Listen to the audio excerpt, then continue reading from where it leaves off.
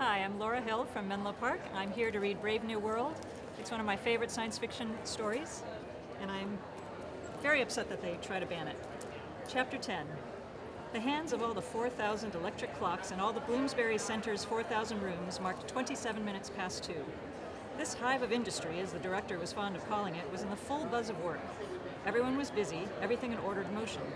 Under the microscopes, their long tails furiously lashing, spermatozoa were burrowing headfirst into eggs, and fertilized, the eggs were expanding, dividing, or, if Volkanovskified, budding and breaking up into whole populations of separate embryos.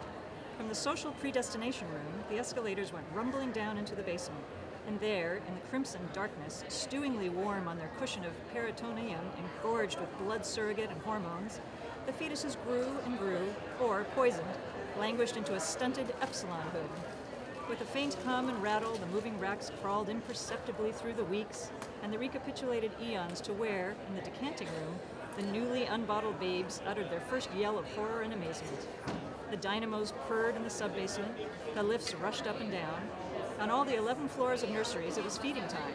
From 1,800 bottles, 1,800 carefully labeled infants were simultaneously sucking down their pint of pasteurized external secretion.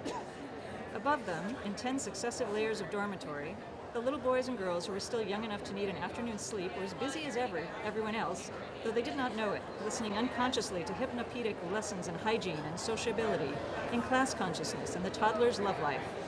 Above these again were the playrooms where, the weather having turned to rain, 900 other children were amusing themselves with bricks and clay modeling, hunt the zipper, and erotic play.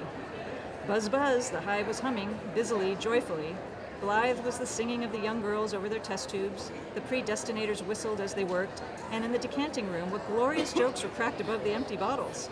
But the director's face, as he entered the fertilizing room with Henry Foster, was grave, wooden with severity.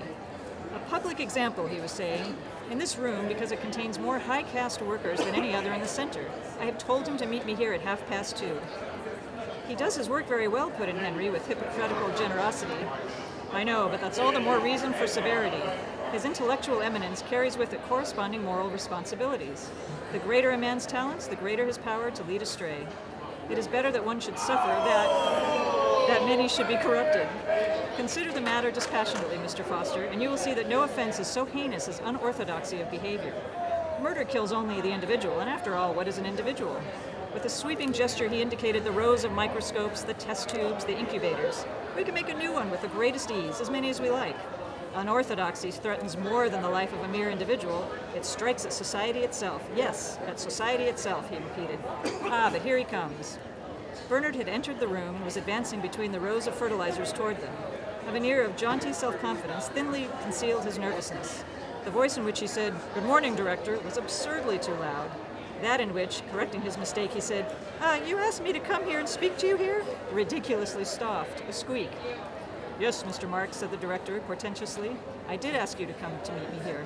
You returned from your holiday last night, I understand." "Yes," Bernard answered. "Yes," repeated the director, lingering, a serpent on the S. Then suddenly, raising his voice, "Ladies and gentlemen," he trumpeted, "ladies and gentlemen." The singing of the girls over their test tubes, the preoccupied whistling of the microscopists, suddenly ceased. There was profound silence. Everyone looked around. I'll stop there.